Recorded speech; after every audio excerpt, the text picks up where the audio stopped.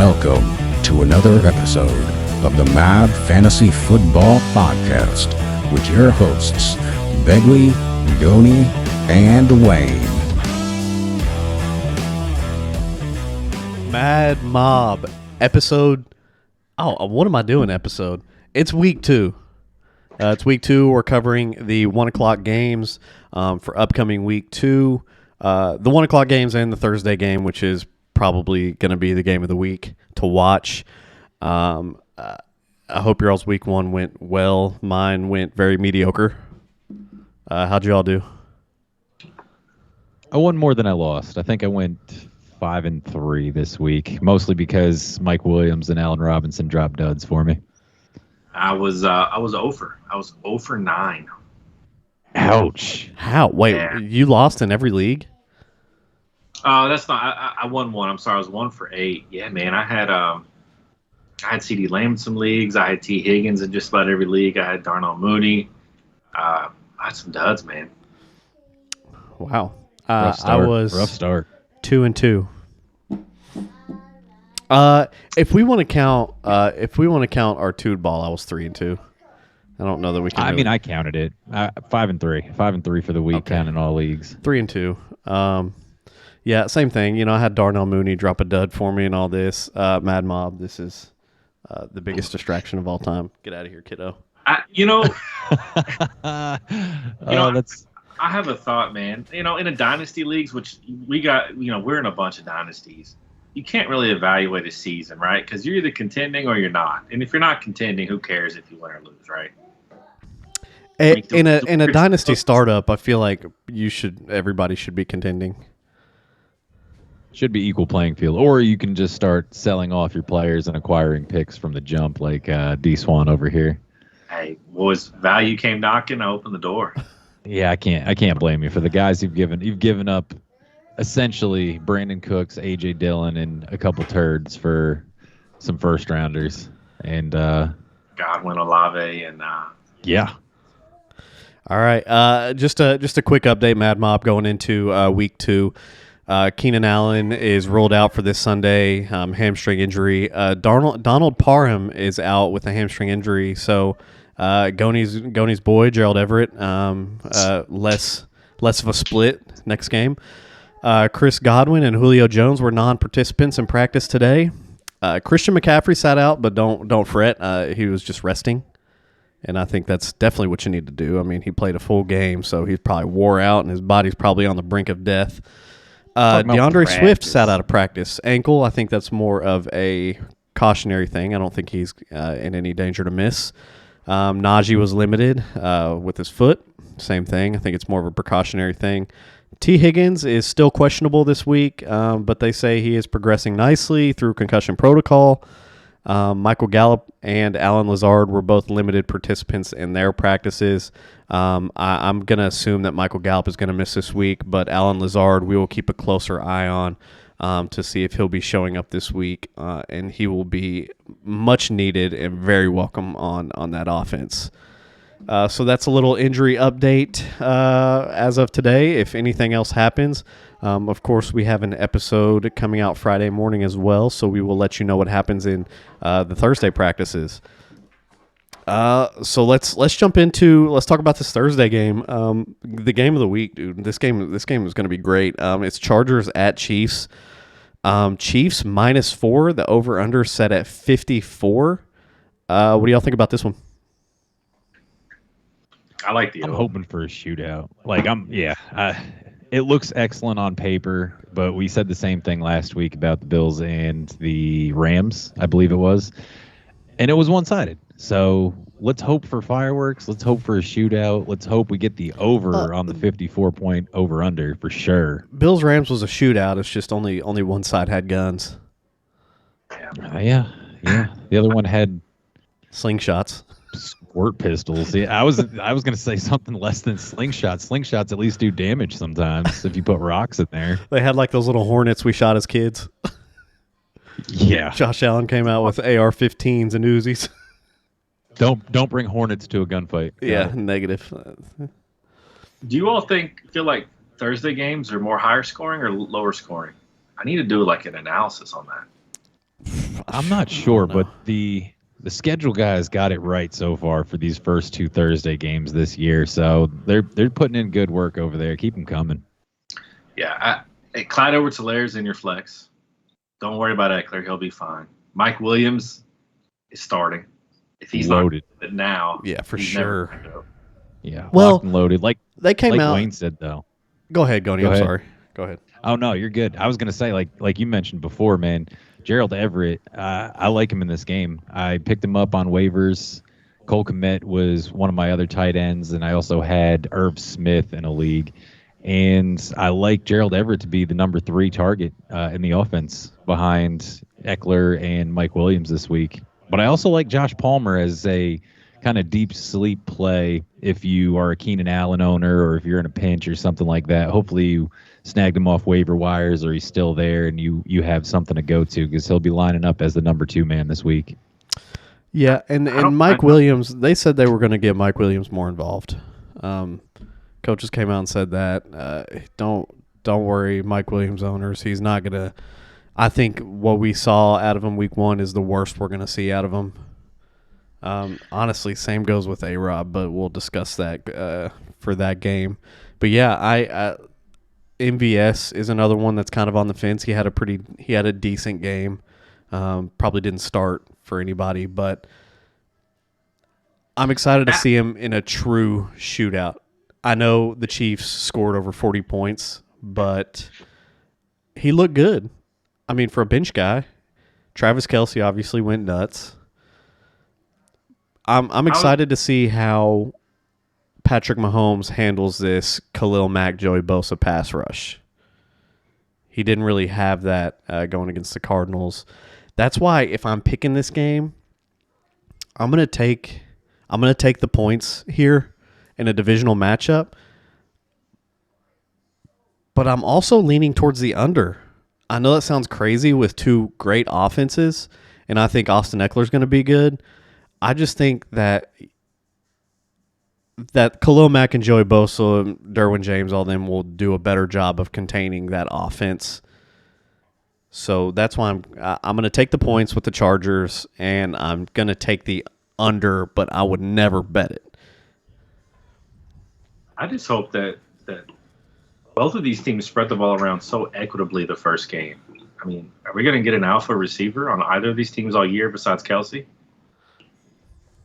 Probably not for the Chiefs. Patrick Mahomes himself came out and said that, sorry, fantasy guys, it's going to be a way different offense than you're used to this year. We're going to have someone get the big game pretty much every week. Kelce, obviously, he's locked into your lineups.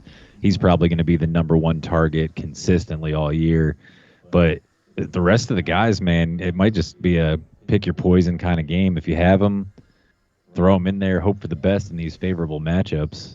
But Wayne, I agree with you on that. I'm going to take the Chargers with the points, and I am also going to take the under solely on the basis that whenever we seem to get matchups like these, everyone always thinks there's going to be a Rams Chiefs classic like there was a couple of years ago, where it was like 54-51 or something like that.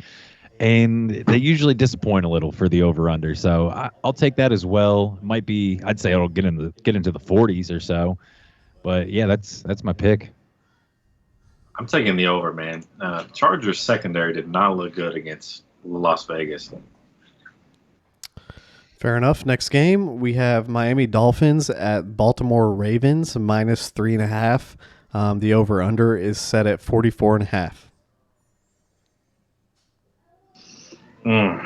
This game's, I don't know about this one, man. I mean, I don't know what either team is right after week 1. Baltimore got the Jets, who did Jets things. I don't really have any read. Is J.K. Dobbins playing this week? Have we heard? He's practicing right now. He logged a full practice today. He's progressing. I think he really just missed out on the game last week. Like, if the season started this week, I think he would play. That being said, as of right now, I think that he will suit up on Sunday. Yeah, I mean, I love Tyreek Hill. I love Chase Edmonds in this matchup. I think Baltimore's going to get pressure on Tua. Waddle, I'm a little worried about your playing Waddle if you have, but I'm a little concerned after week 1 and his target share in the offense. I'm a little worried about Rashad Bateman too. I don't think I'm playing any Ravens receiver, including Duvernay. Dolphins have a pretty nice secondary. So for me, it's the usual suspects here: Andrews, Hill, and Chase Edmonds. Probably Waddle. I'm not even playing Chase Edmonds. Not a big fan of him. Just wasn't very good on the ground. Solely reception dependent, and I'm just not sure that he's going to get that. I agree with you. Devin Duvernay is not. Week 1, he went nuts. Obviously, with his 2 touchdowns. I just don't think that's something that you can depend on to happen on a week-to-week basis. The Dolphins are a lot better than the Jets. That doesn't need to be said. The Dolphins also whooped the Ravens last year. So, a revenge game? We'll see. I agree. I think Tyreek Hill is a must-play. Obviously, Jalen Waddle's a must-play. J.K. Dobbins, if you have him. I'm still sitting Devin Duvernay. Give me the Dolphins plus 3.5, and give me the over. Yeah, I'm going to take Dolphins plus 3.5 as well, but I'm going to take the under on this one. I don't really think Lamar gets very much done. The Dolphins have one of the best cornerback tandems in the game with Xavier Howard and Byron Jones. Their defense looked really good last week. I know they were playing against the Patriots, but their defense looked great. They got to the quarterback a lot. They forced turnovers. They stopped a lot of the run game, and I mean, I'm playing all the same guys that you were talking about. I wouldn't play Chase Edmonds either personally, but I'm locking up Waddle. I'm locking up Tyreek Hill. Lamar, you have to play, and Andrews. I think Andrews eats this week without a doubt. So that's my pick for this week. That's my thing. Devin Duvernay isn't going to get those touchdowns. Those touchdowns go to Mark Andrews most of the time. Yeah, I mean, probably. Yeah. I mean, Mark Andrews will be fine. I like Edmonds for the receiving game, man. I mean, Baltimore's going to pressure Miami, right? We know that. I like the release valve in this game. I don't want him for the run game. I want him for the receiving. 4 for 4 last week. Mostert had 1 target. He's by himself in the backfield. I mean, you saw what Michael Carter and Breece Hall did fantasy-wise against the Ravens last week. Their quarterback is also like 15 years older. You know what we say about the old quarterbacks, man. Check down Charlie's. I know, dude, but Tua's not exactly mobile. He's mobile enough. He's more mobile than Joe Flacco. I like Chase Evans in the flex. You're more mobile than Joe Flacco, Beggs. I don't know, man. I'm winded going up the steps these days. Joe Flacco probably is too. Next game on the slate. New York Jets at Cleveland Browns. Disgusting. Browns -6. Over under is set at 40. Wow. I believe Joe Flacco is getting the start in this one as well. So an incredible game. Joe Flacco against Jacoby Brissett. Gonna be nuts. It's at Cleveland. It's minus. The plus minus is 6.5. Give me the points here. Give me the Jets plus 6.5. I have a lot of trouble taking the under when it's at 40. So give me the over. No, give me the under, because I think the Browns defense is going to hold the Jets to no points, and the Browns offense isn't great by any means. Obviously, Sauce Gardner, he had a great week 1. He did pretty solid. I think he only gave up like 1 reception for like 8 yards, so he did solid. Give me. I can't believe I'm saying this on 40 points, but give me the under. Give me the Jets plus 6.5. Give me the under. Michael Carter, people, I don't know what to make of him. I don't trust him personally. There's really not anybody outside of Nick Chubb, Kareem Hunt that I'm looking to start here. It's just not a fun game, both from an NFL perspective and a fantasy perspective. I would fire up your Michael Carter's and Brees Hall's for another round this week, just based off of what we saw last week. Joe Flacco, he threw for over 300 yards. I mean, he was getting it done. He was checking it down a whole lot. With Joe Flacco behind center, I would like to flex. I'd be willing to flex a Carter or a Brees Hall if you have them. Temper the expectations, though. The Browns' defense is very good. I'm going to take the Jets, though, +6 to cover the spread. Same with Wayne. And I'm going to take the over just because of this game is expected to be a low-scoring game. Yeah. So I'm just going against popular opinion with it, and I'm gonna take the over. I think it's a little higher scoring from both sides than we expect. I'm anticipating like a 24-13 final score. Right. Yeah, fire up the running backs and no one else. No, nobody else. For both. Give me the Browns laying the 6.5 and give me the over. I think Browns are shaking off the Baker rust, and Baker didn't look good, man, in Carolina. He may have just been that bad. I'm with you. I like Michael Carter more than I like Brees Hall.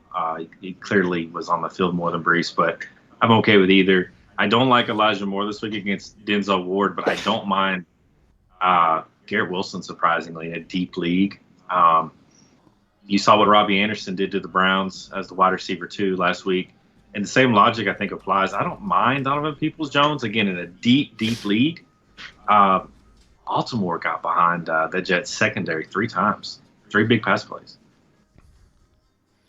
Fair enough. If the Browns win here, they start 2-0 with Jacoby Brissett. Could be taking advantage of a easy schedule until they get their stud. Next game. I think I saw a stat. Well, just one little quick tidbit. Yeah. I think I saw a stat last week as the Browns were winning. It came across the TV that I believe it was the first time they'd started 1-0 on a season since like 2004. That sounds seriously. That's a very Brown stat. That's incredible. Yeah. So I wonder when the last time they started 2-0 was. No, Jim Brown days probably.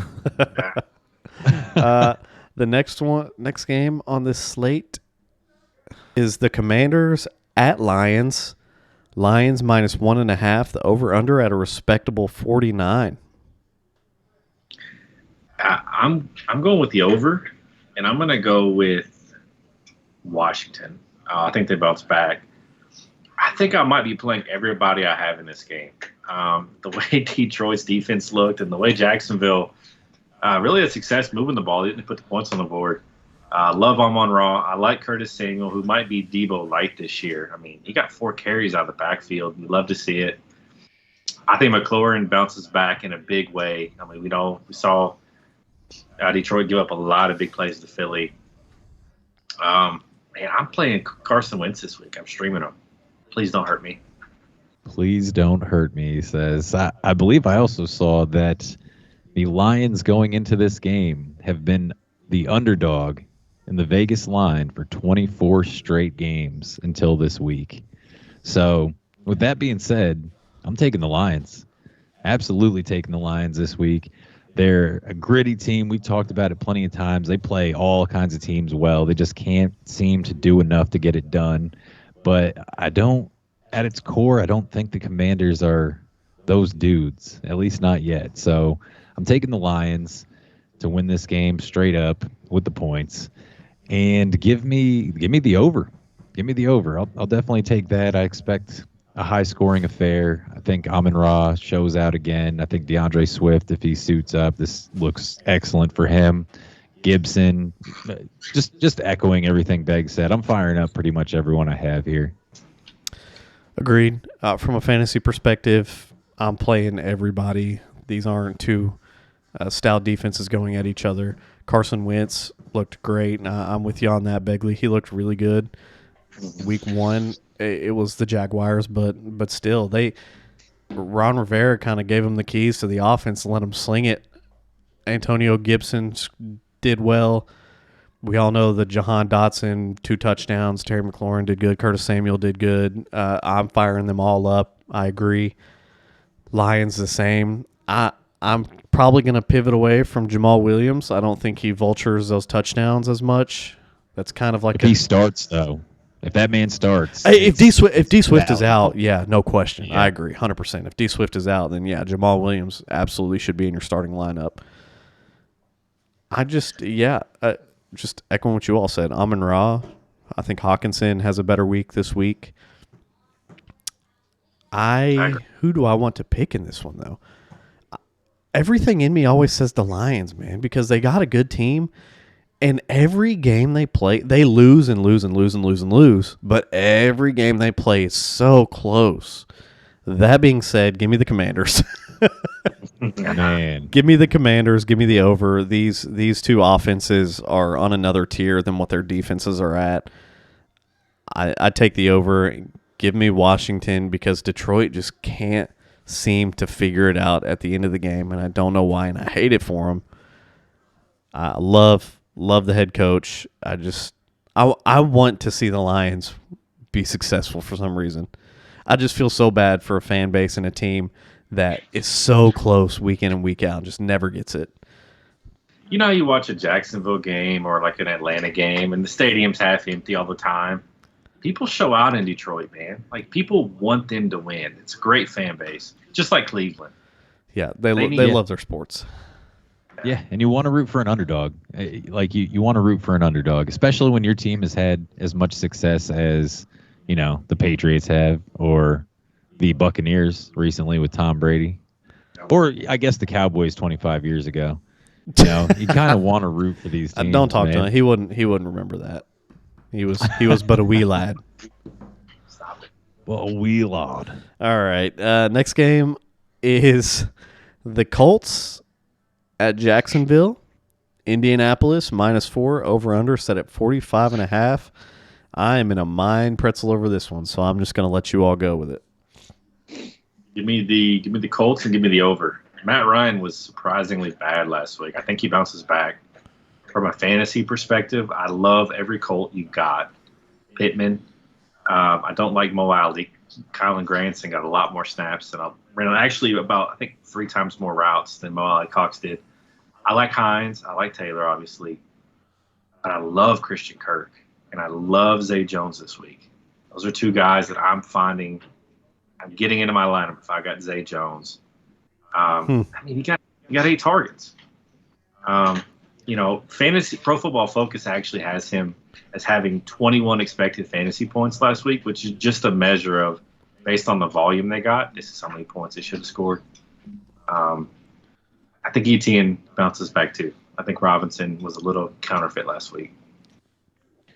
Yeah, I think the pendulum sways a little more towards the ETN side this game going around. I'm taking the Colts. Colts -4. Matt Ryan, he moved the ball. He had 352 yards passing last week, but they just couldn't get it done for some reason against Houston.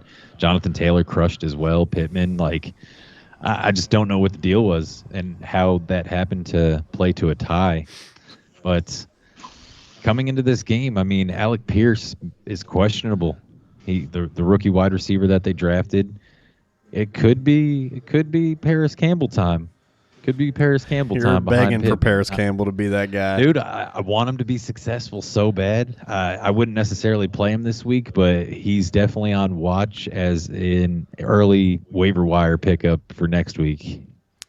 Fair enough. Man, Give me Zay Jones, boys. I'm planting my flag on this week.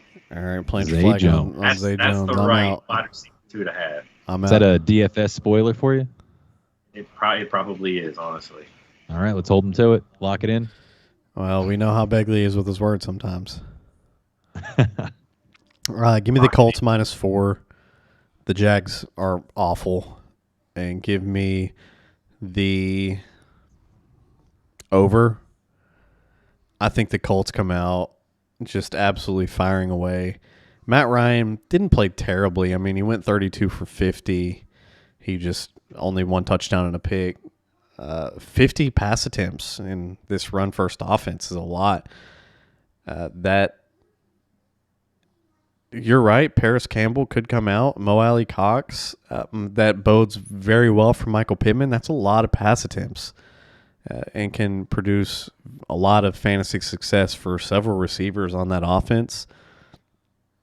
I don't know about the pendulum swinging for ETN. James Robinson looks good. Do you pivot off of a guy just because? Like, do you pivot to Travis Etienne just because you drafted him and he's healthy now? I think you have to. I think if they did, that would be a very Jags thing. James Robinson looked good. I think it stays. I think it kind of stays where it's at until James Robinson gives them a reason to swing the pendulum. Not to say, if you drafted Travis Etienne where his ADP was, you have to start him. That being said, I'm still not really holding hope for him to go nuts this week. I think, if anything, it's still just a straight 50-50 between the two. Not in love with Christian Kirk or anybody in this game. I'm starting every Colts offensive player that I can, and just Etienne and James Robinson really for the Jags. That's kind of where I'm at on this one.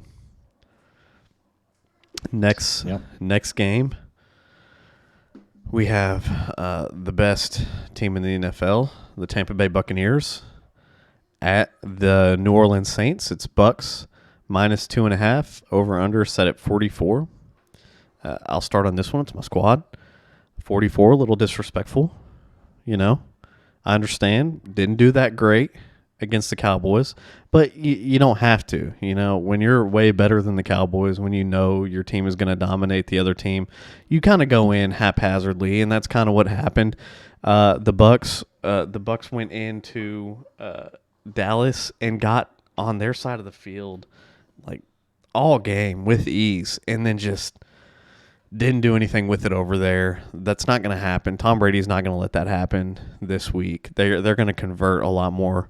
That being said, the Saints have the Bucks number. It kind of how the Dolphins are with the Pats. The Saints always either split or sweep. Honestly, it's division. Man. I couldn't remember games. the last time the Bucks swept the Saints.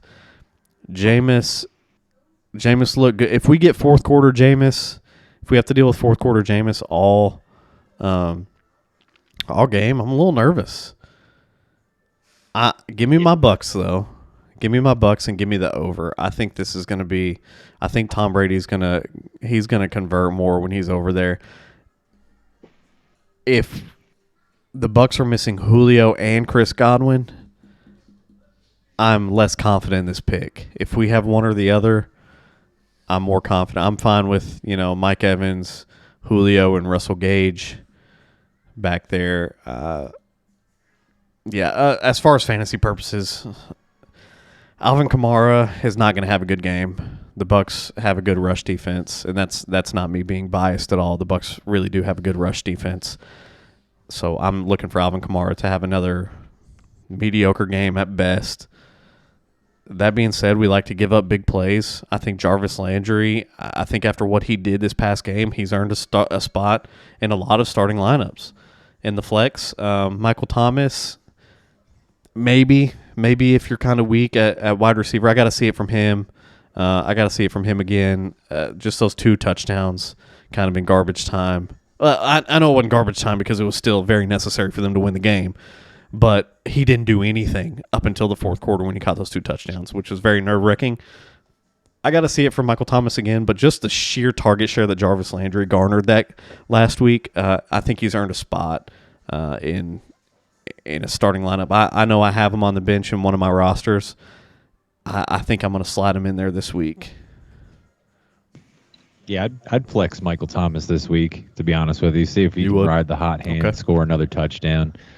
Definitely playing Jarvis Landry, just like you said, because of the volume. I'm playing Leonard Fournette. And I side with Wayne on it. I'm not starting Alvin Kamara this week at all. I just don't like it. I know that hurts for guys that drafted him because you probably drafted him in the second round or so. But it doesn't look good. Doesn't look good. It's a terrible matchup for him. And I mean, the defense of the Saints last game wasn't very good. So I'm rolling out Evans for sure. I mean, you're rolling him out every game, but I would look at Julio in a flex spot if he can go and Godwin can't. Yeah, I don't. Leonard Fournette for me he's a PPR play. Saints run defense was pretty stout. I don't know that he's going to get the same running lanes as he got in Dallas, but he's at least going to get the volume. Mike Evans against Lattimore. Mortal enemies. Mortal enemies. Mortal enemies. You're playing Mike Evans, but you're a little worried. I think the wide receiver 2 for the Bucs is the guy to have this week. Whether that be Godwin or Julio, even Scotty Miller or Russell Gage, whichever one is the healthiest, and that's the guy I want. I agree with you guys. I'm playing Michael Thomas. The Bucs looked really good against Dallas in the slot, though. I mean, I get the Jarvis play and the volume. The CD lined up almost exclusively in the slot, and they dominated. Well, and I made this point with the recap as well, is that they pulled a safety down. They pulled a safety down to help the second level with the slot because you had no burners. You know what I mean? Like you had nobody else to worry about as far as Dallas receivers. So they were literally pulling safeties down to the second level to cover the slot. We can't do that. Now, Chris Olave isn't great, but he's a true receiver, decent draft capital. Plus, you have Jarvis Landry, who's a seasoned guy who's got a lot of talent. And then Michael Thomas, a guy who, when last healthy, set records. I think the Bucs are going to have to respect the deep ball a little bit more in this, which could help the guys that are playing in the second level. Sure, that makes sense. My sneaky streaming play this week is Juwan Johnson for the Saints. 94% route share last week. He's the receiving tight end to have in New Orleans. Olave or Jahan Dotson this week? Dotson.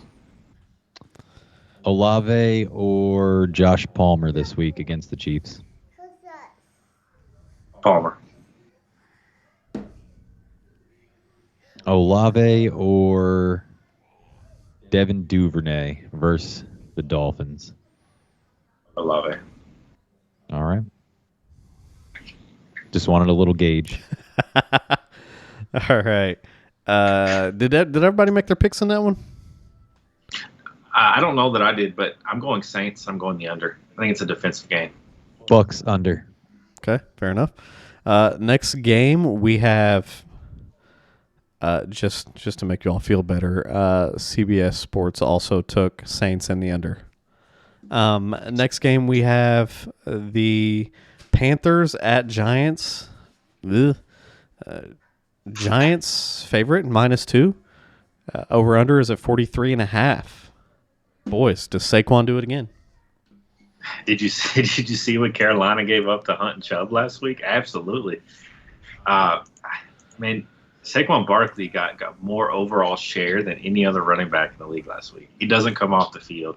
Saquon's an absolute must play. Tip of the cap to everybody who had the huevos to draft this man this year. Thanks for not listening to us. The season's early. The season's young. Season is young. That is true. But if you have him, then you're very, very happy. You're obviously going to throw him in there again. You're going to, really, if you drafted him, you're going to play him every single game this season, more than likely. Christian McCaffrey, I look for a better game for him this week up against the Giants. Robbie Anderson. What do you do with Robbie Anderson? Do you play him this week in a flex? I don't hate it. If you have to, I don't hate it. He's not my first choice, but he might be my second. Michael Thomas or Robbie Anderson? Michael Thomas. I might go. I think the Bucs defense is for real. Okay.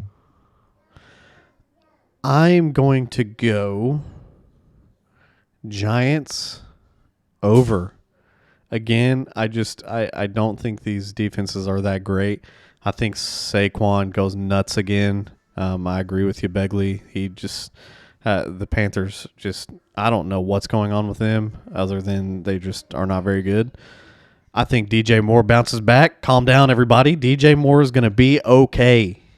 16 points this game. 16 points. Calling it. 16 points this game. Saquon's going to have about 500 points. Robbie Anderson is going to be serviceable if you have to put him in there, but hopefully you don't have to. I'm with Goni in that I think Christian McCaffrey bounces back. They might just be kind of holding him back a little bit. You know, he might just have some ring rust. He's missed a lot of games over the last 2 seasons, and it might just take him a little bit to get into it. Like I said at the start of the episode, that he didn't practice today just because they were resting him. They're protecting their assets. Just don't worry, Christian McCaffrey, people. He's gonna be fine. He's gonna be Christian McCaffrey this year.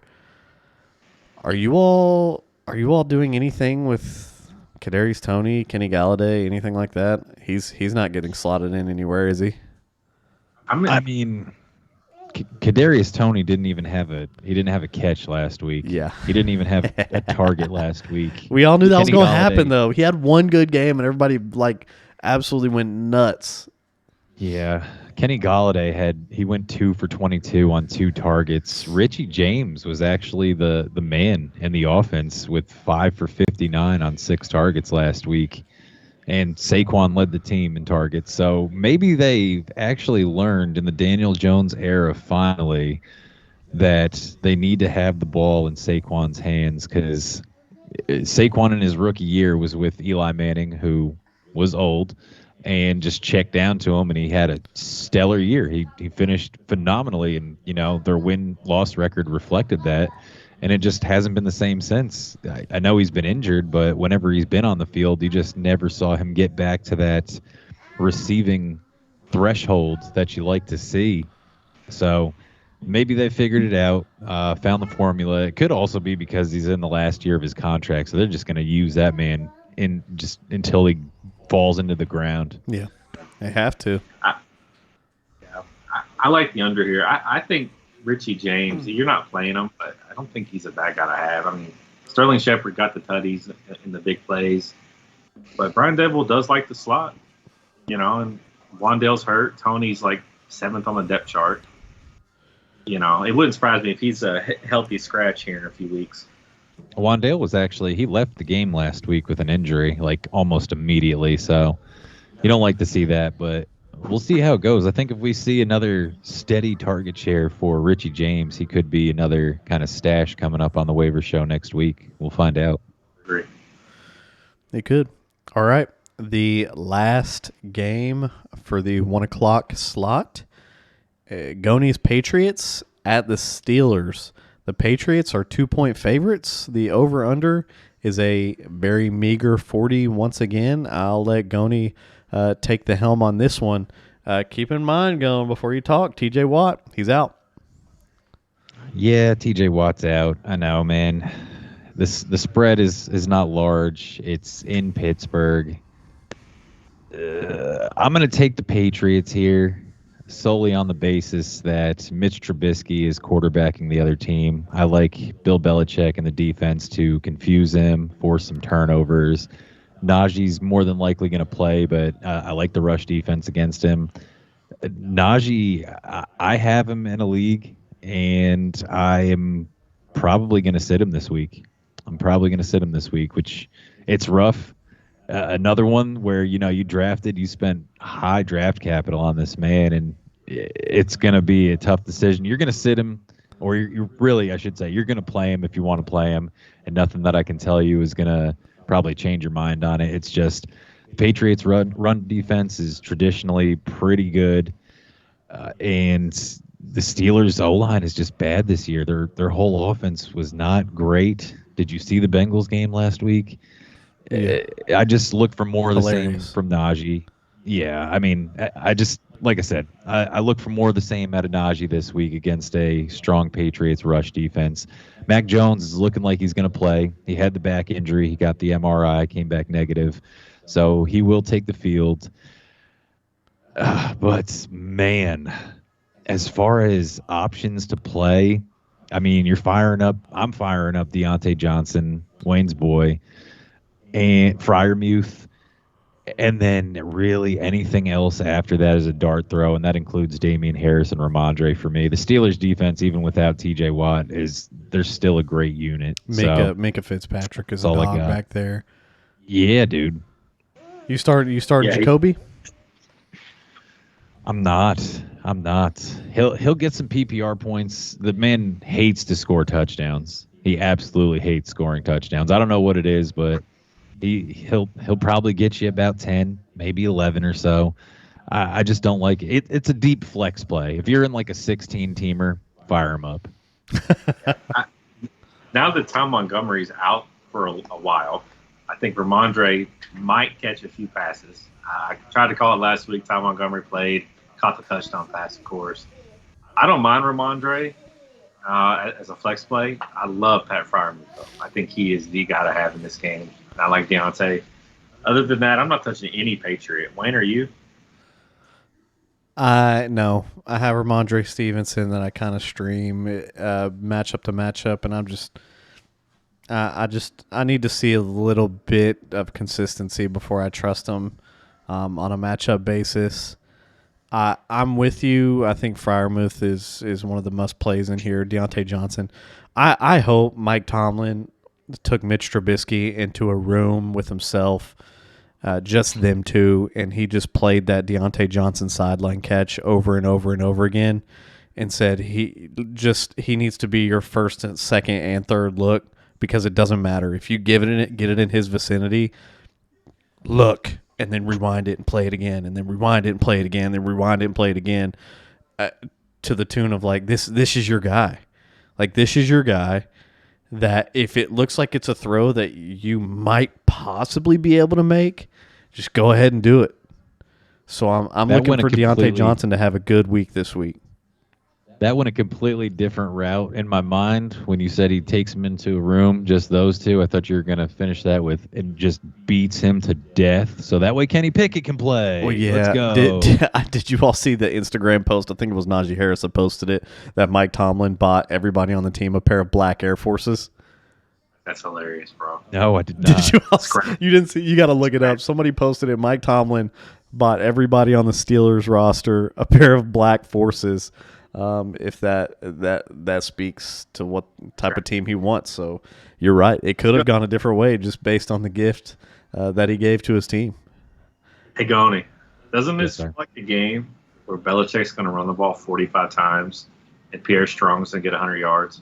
Yeah, absolutely, dude. That J.J. Taylor's going to have like 8 receptions out of the backfield looking like James White or something. I can 100% see that, man. I feel like it's going to be low scoring. 40 is the over-under. I'm probably still going to take the under. There'll probably be some kind of ridiculous rain or, Heinz. It's not even Heinz Field anymore. They renamed it. But it's going to be gross, probably, nasty. I'm sure the forecast says it's going to be beautiful and sunny, but I just imagine these two teams meeting and it's just swampy and terrible and raining and they just keep running into each other and it's just going to be a low-scoring affair. Yeah, I love it. I love a Saints-Patriots teaser. Over-under teaser here. Yeah, that sounds right. And I believe it's Acrisure Field now, not Heinz Field. Didn't they rename the Bengals stadium too? I don't think so. Have they? Am I just making that up? I don't know. Let's take a look here. Mike Brown's cheap, so if somebody offered him a sponsorship deal, he's taking it. While you guys are looking that up, let's talk about Cincinnati. Just because we're close. Why?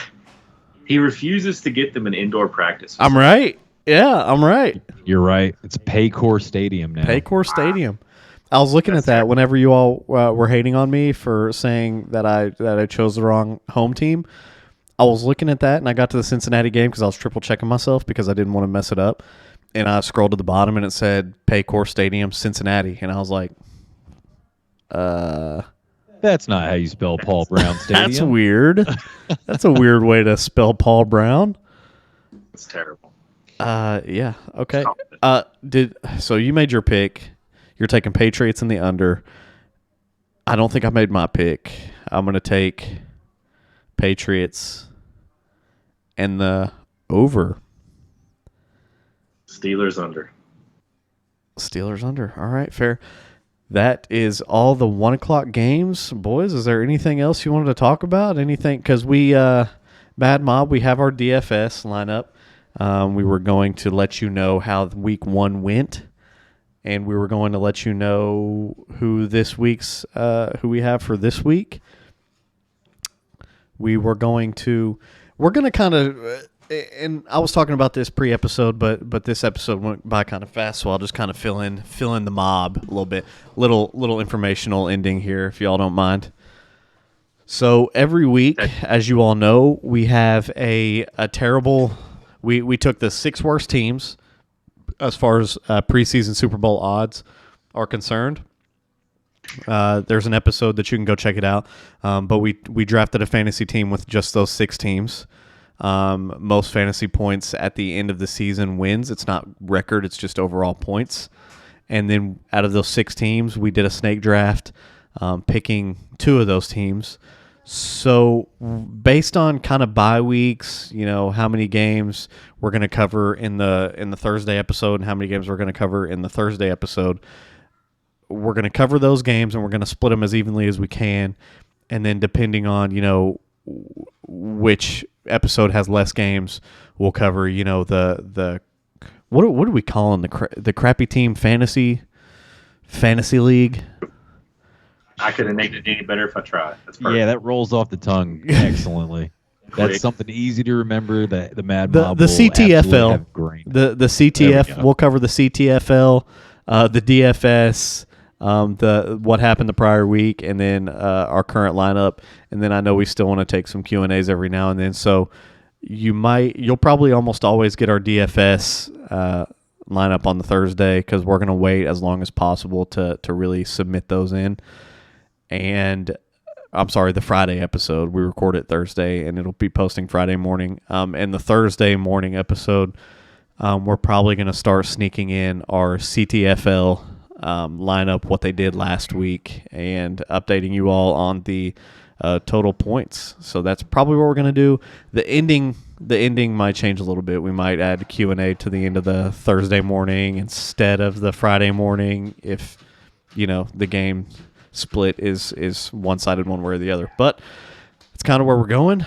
Hey, guys, anything to add? Anything special? Anything spicy?